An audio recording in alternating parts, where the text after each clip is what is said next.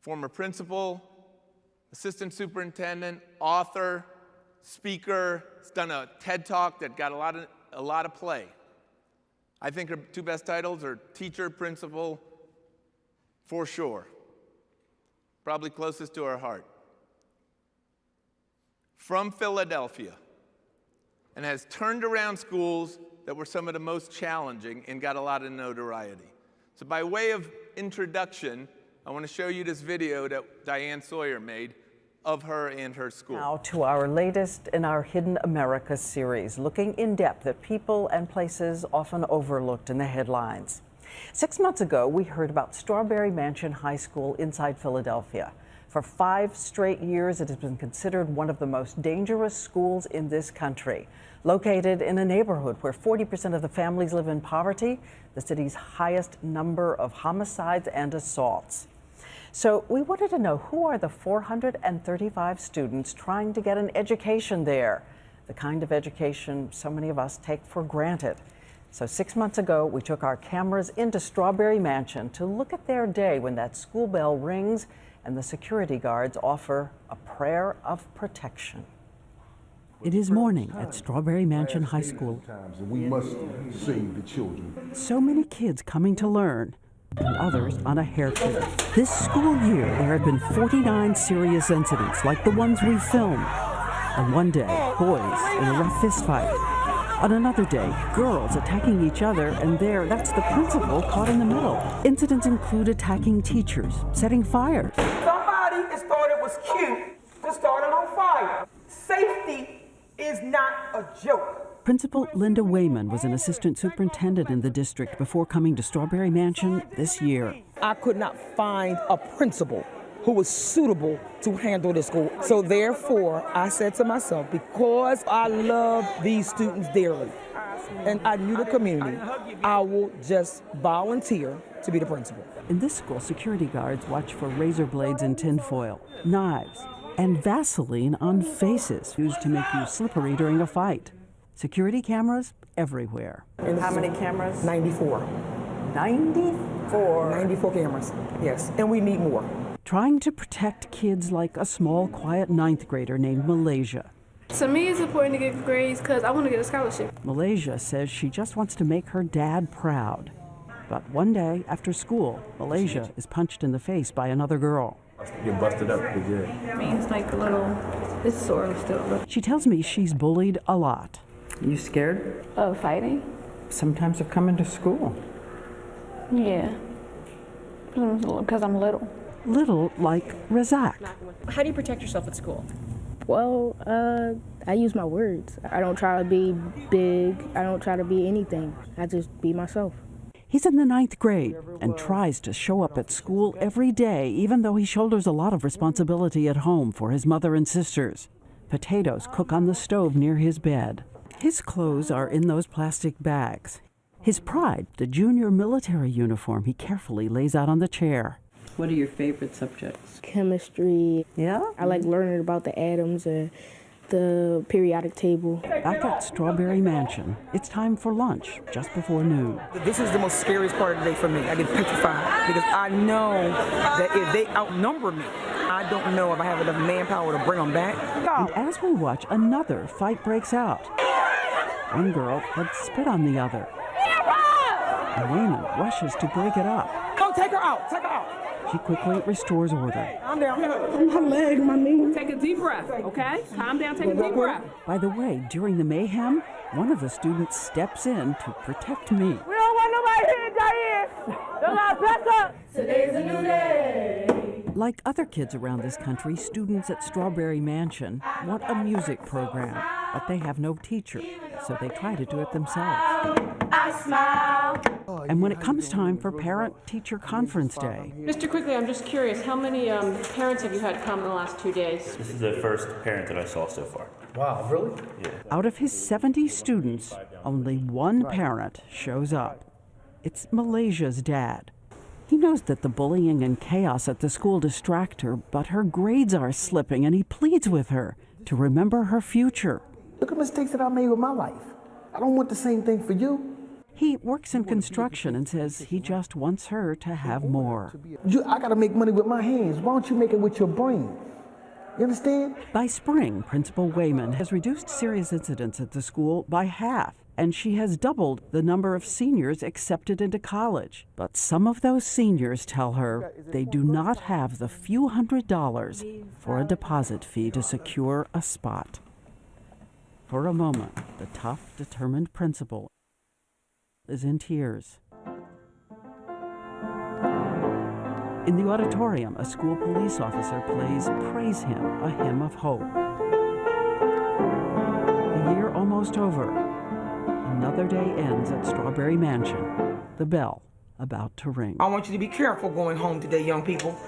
And you all have to remember that education is the only way. It is your only ticket. And remember, if nobody told you they loved you today, you remember I do. I look forward to seeing you in school on time on Monday. Have a great day when the bell sounds. Good morning. Good morning, everybody. I am so delighted to be here with you this morning. Good morning, Gear Up. And thank you, Gear Up, for what you do every day. Thank you. Thank you, Gear Up, for what you do every single day. I am so happy to be here. I am here, of course, to be involved with the first day of your capacity building workshop titled Excel.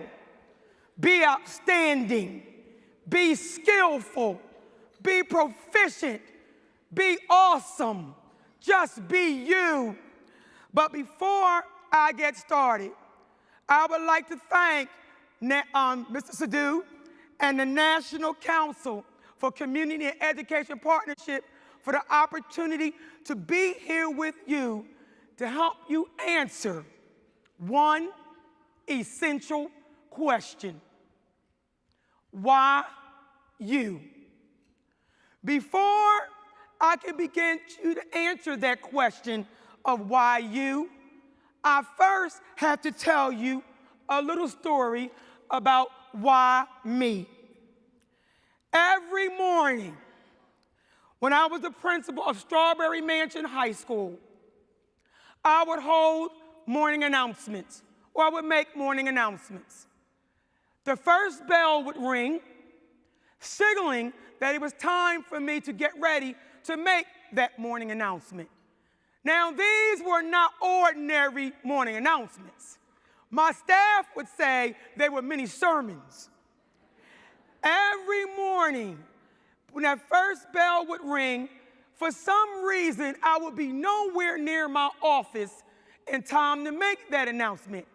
When the first bell would ring, that signaled that I had 3 minutes to get to that main office to make that announcement. Now, and of course, usually I was nowhere near the office. So I would have to quickly run, usually from the 5th floor, all the way to the 1st floor to prepare myself to make this announcement. I would walk into my office, I would be completely out of breath, I would fall in my chair, and I would hit page on my phone, signaling that it was time to make my announcement. I would clear my throat, and I would scream over the PA system, and it would go something like this. Good morning. Good morning, Strawberry Mansion High School students and staff. Good morning. And while I am saying that very enthusiastic opening, I have no idea what I'm going to say next. I would sit in my chair, and I would close my eyes, and I would think about what in the world could I say to my students to make them want to be bothered with school. And images would appear in my head. Images like this. Like this. Like this. And like this. Those images would prompt me to open my mouth and talk for 15 minutes about the transformational power of education. I would say whatever came to my mind that would help me convince my students to please stay in school and beg my staff to do the very best that they could in order for our kids to be successful. I would repeat myself over and over and over again. Please, please, please tell anybody you know to please just come back to school. Education could truly change your life. Those images were familiar to me. I grew up in that community. Those images were powerful to me. Those images would guide every major decision that I did in my life, professionally and personally. Those images prompted me to make one life-altering decision. And that's why now I'm given the opportunity to talk about why me. Let me take you back in time briefly before I arrived at Strawberry Mansion High School. I will never forget the day the decision was made to merge 3 neighborhood high schools. 2 high schools would close their doors for good, and all 3 would merge into Strawberry Mansion High School. I was assistant superintendent for high schools. I had 52 leaders under my charge with 61,000 children I was responsible for. It was my job as assistant superintendent to find the next principal for Strawberry Mansion High School. The 2 principals that were coming from the 2 closed schools were not interested in the position. So I did a national search trying to find the right principal for Strawberry Mansion High School. After 2 national searches, it yielded 0 candidates. Nobody wanted the job to lead Strawberry Mansion High School. I worried all the time. I could never sleep at night thinking about who would take care of the teachers and the staff and the kids once we merged these 3 schools. With that heavily on my mind, I was walking into, now let me back up on my story first. I went off with my story.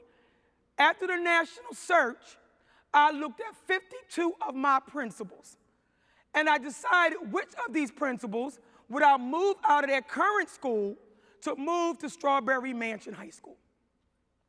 One person came to mind. I brought her into my office, sat her down, and I said, I'm sorry, but I will have to move you out of your school and send you to Strawberry Mansion High School. She stared at me with a long stare, and she lifted up her shirt. And I said, well, what's that? She said, it's a heart monitor. She said, Ms. Wayman, I'll go, but it just may kill me. I was right back to where I started, trying to find a school leader for Strawberry Mansion High School. One day, with this problem heavy, so heavy on my mind, I was walking into the school district building, and I heard this voice. And this voice said, you go. You go to Strawberry Mansion High School. The voice was so very clear that it stopped me in my tracks, and I asked a grammatically incorrect question. I said, me go, right in the middle of the hallway. And once again, the voice said, you go. At that very moment, I realized why I could not find a principal for Strawberry Mansion High School. I was the person that I was looking for.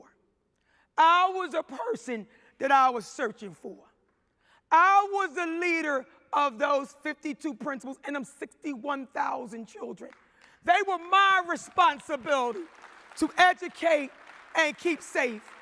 So I had no other choice but to step down. I live by the motto, if you're going to lead, lead. Not just by your title, but by your actions. If you're going to lead, lead. Those images just would not go away.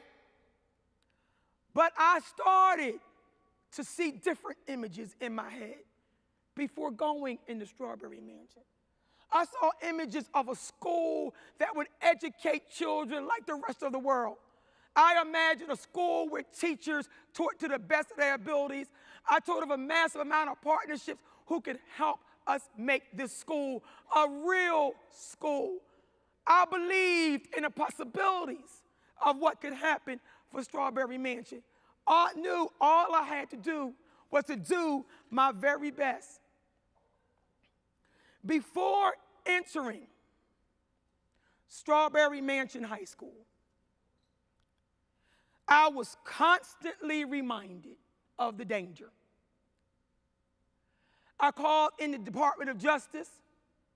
We had a conversation about all of the violence in the neighborhood, all the murders, all the rapes, all of the danger that I was getting ready to take on.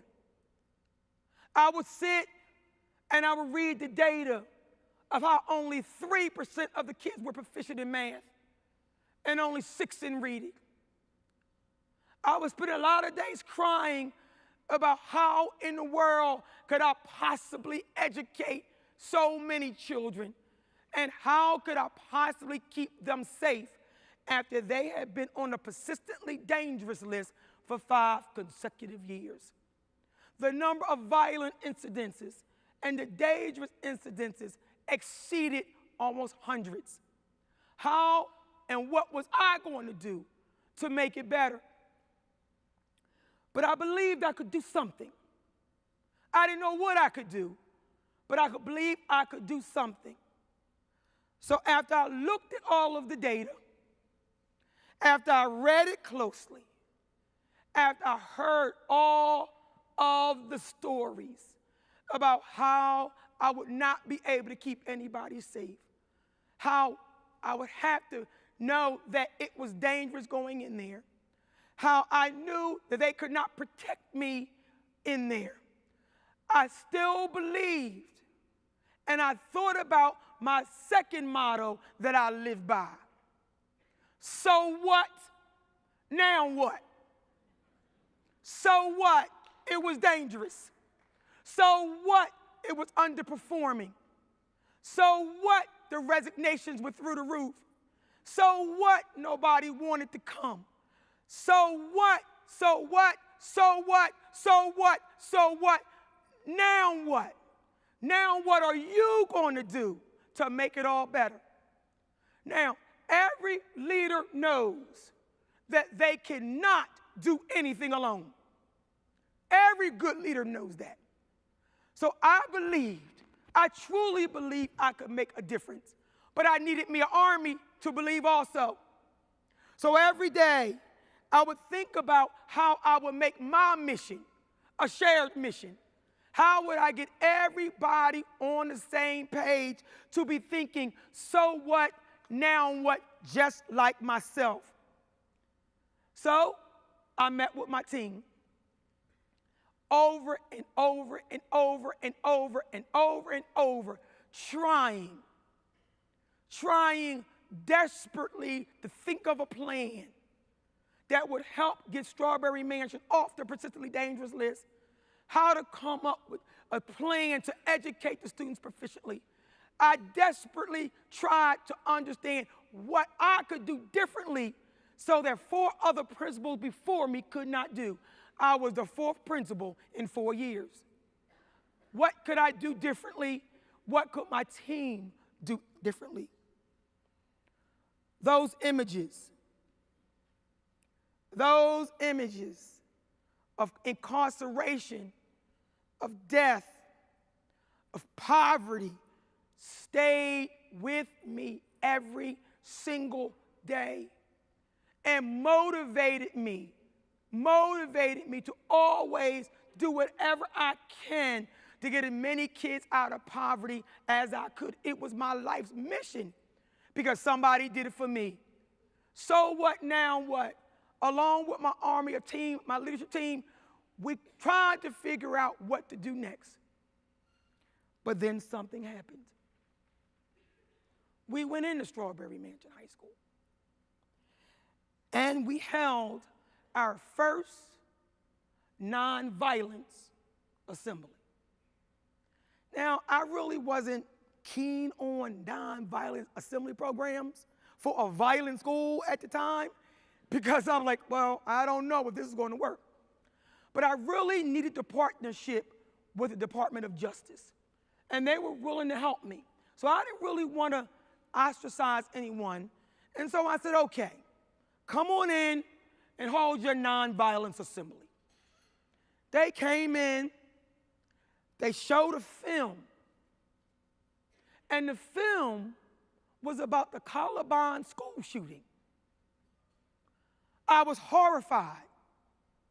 I said, oh my God, why in the world would they show something like that? Because I don't know where they got this film from, but it was a true reenactment of the Colorbond school shooting.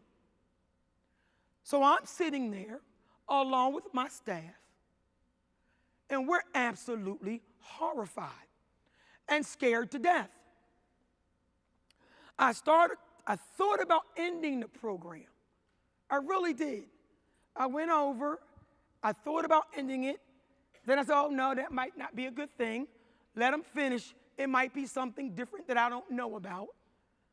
But why my concern grew even more when I heard this outburst of laughter. An outburst of laughter and kids having sidebar conversations. And I was shocked. And I walked over to the presenters and we looked at each other in horror to say, but why are all the kids laughing at something so horrific? Why are they laughing? I was in tears and they were laughing. After the program was over, I was so upset about what I had witnessed. I called a round table conversation with some of the students. And I said, look, you got to come on in here. You got to talk to me about why you're laughing at something so horrific. And one of the girls, in a sweet voice, she said, Miss Wayman, do you really think that was something? And before I could answer, she said, we see that every night on our block. That's nothing compared to what we see. Right then and there, I understood. I understood why there was so much violence. I understood why the school was persistently dangerous for years. I understood why there were no academic learning going on in this building, because the kids were in a deep state of despair. They were so traumatized by their own lives, they could not even feel for others.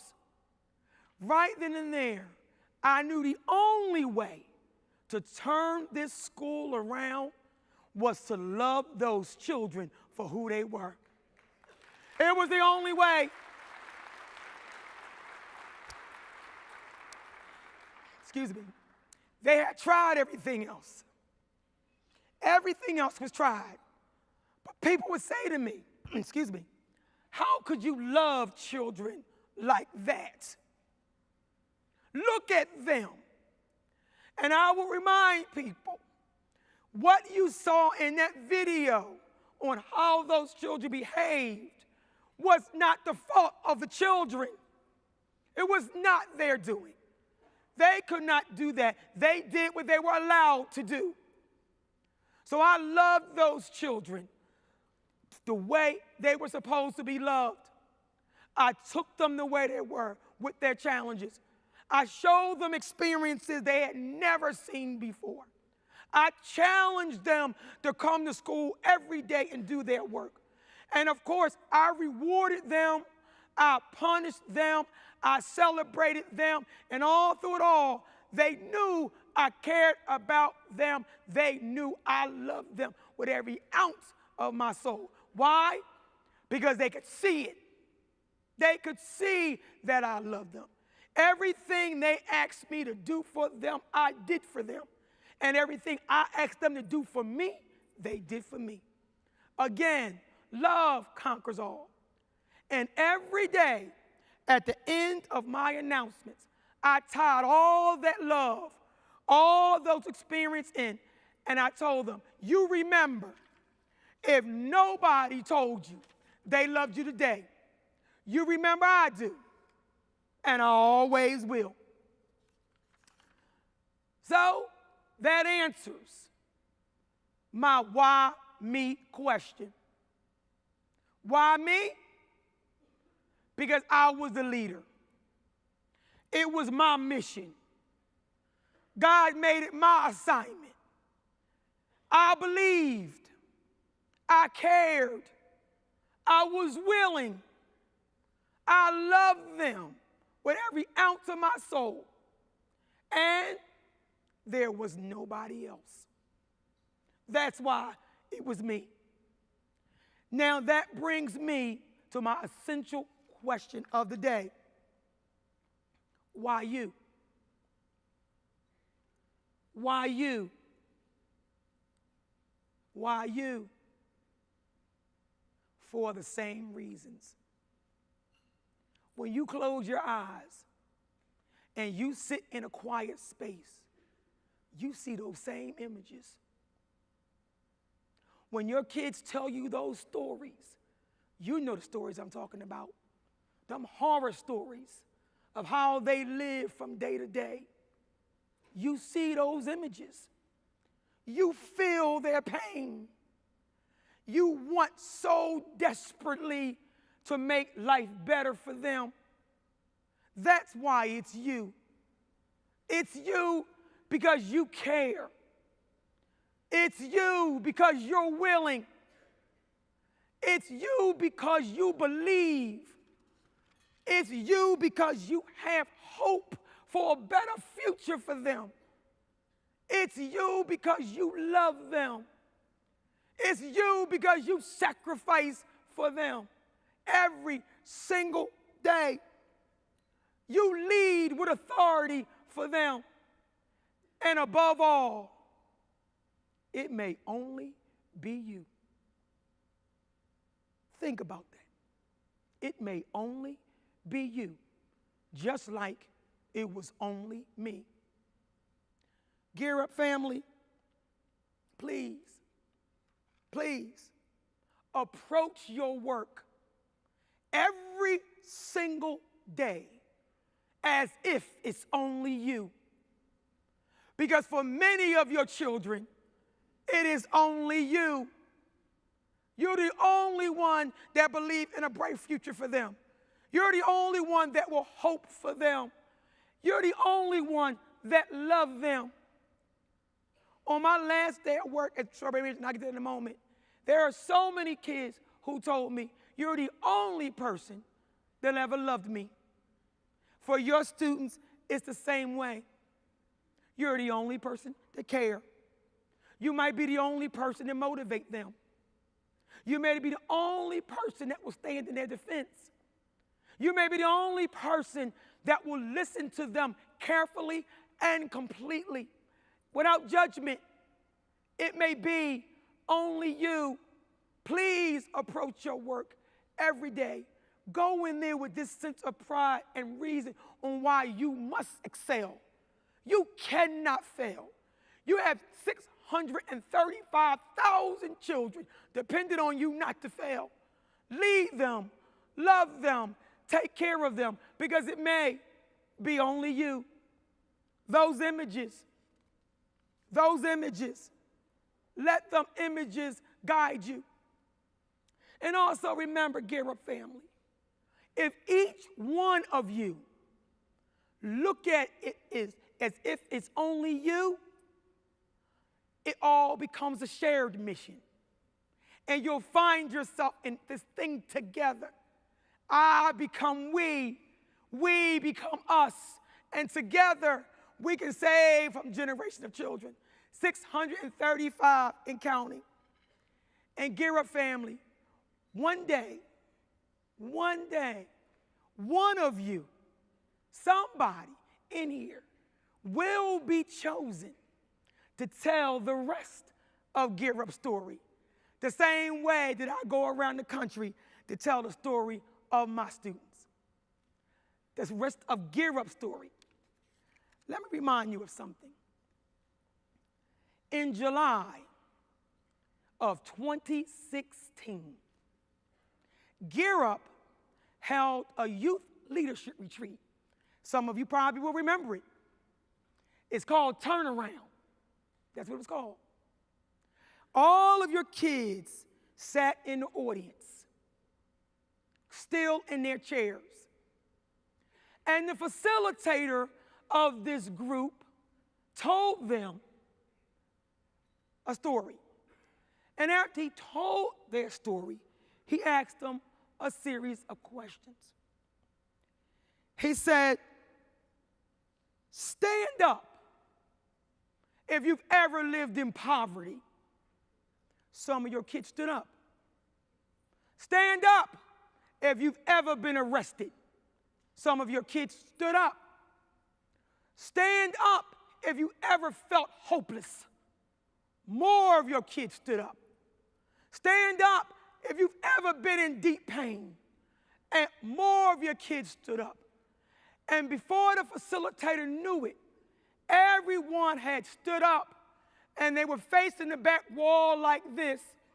And then the facilitator said, if you are more than your past story and you want to tell the rest of your story, just turn around. And every last one of your children turned around. Every last one of them had a deep story to tell of how you helped save their life. There were beautiful stories of how you listened and you cared and you talked to them, and all of the time they decided to turn around. So my question for you today is, who is going to tell the rest of Gear Up's story? Who's going to be the person? Who's going to be the person that someday go around and talk about how you were the chosen storyteller? How the storyteller one day, this storyteller one day will talk about how you all banded together and got 100% of your kids out of poverty. This chosen storyteller will tell how 100% of your Gear Up students went on to college and excelled and made this world a better place. The storyteller will tell the story of how you reached down and took all of the kids outside of the Gear Up family and brought them into the Gear Up family. This chosen storyteller will talk about how you shattered every statistic, every data in all positive ways. This storyteller will tell the story of how you excelled, how you listened, how you learned, and how you cared deeply. This chosen storyteller will talk about how you just simply loved all of your children. My question to you today is, who's going to be the storyteller? Think about it. Who's going to be the storyteller? Now, if it was up to me, I believe it's going to be all of you. All of you will be able to go off and tell the story about Gear Up and about your work and about your children. Your children have fascinating stories to tell, and you will have the story to tell about Gear Up. So Gear Up family, please continue to focus on excelling, being exceptionally good, shining, being outstanding, being talented, reigning over everything that you do. So if you're successful, your kids will also be successful. Like to do, I also have a letter I would like to read to you from one of my students. And I received this letter on March 3rd, 2017, on my very last day at work, in the middle of the most beautiful send-off that you could ever see. I might get a little teared up now. My kids stood on that stage and talked about how I changed their life. How it wasn't for me, the school would have never been a school. But let me read you her words. Let me get my voice together. The letter simply reads, "Thank you, Mrs. Wayman, for all that you have done. In a school full of darkness, you have been our sun. Finding someone like you is impossible because you're only one. You came and rebuilt us. Now your job is done. We wish you good luck on your adventure. In our hallways, you'll hear us whisper about how much we miss her. You were the school's mother, best friend, and sister. What would we be without you? You might feel it, but you've already missed you. You said this every day. Remember, if nobody told you they loved you today, remember I do. And if we don't say it back to you, please know that we meant to. If the students you house in a place called home could tell you how they never felt alone, I know they would. They would scream out loud how much they love you if they could. And if they won't, just know I would. I love you, Miss Wayman. I am really going to miss you. Thank you for keeping me on track and molding me into the young woman that I have become." Those letters, those feelings, those comments is something that stays with you the rest of your life. Those kids are dependent on you. They need you. Do your work the best that you can. Excel in your job. Walk in every day with a sense of confidence.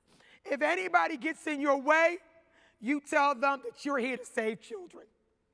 If anybody stops you, blocks you, moves you in the wrong direction, you tell them you're here to save children. Think about those images. Remember those images. Let them guide you. The good images, the bad images. Let you lead you on your path. And let me say this to you also. And I'm getting ready to close. To my Gear Up family. Now you're my family because I already cried in front of you. So now you're my family. To my Gear Up family, for what you do every single day. For wanting to excel every day that you go to work. For wanting to save children that most of this world has forgotten. For wanting to be a leader in this new generation. To end generational poverty one kid at a time. To go to work with a sense of purpose when so many people sometimes don't say thank you. Well, today, Gear Up family, I'm here to say thank you. And I'm here to tell you one more thing. If nobody ever told you they loved you today, you remember I do, and I always will. You keep up the good work, Gear Up family. You do your thing. On behalf of this room, we love you too. Thank you. Have a great morning. Thank you.